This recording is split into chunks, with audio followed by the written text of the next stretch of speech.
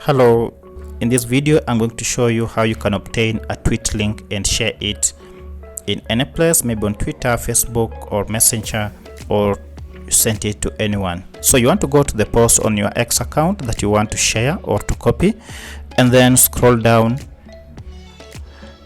on these 5 little buttons. Go and tap on the last one, which is the share icon. From here you'll have the option to copy link. On it,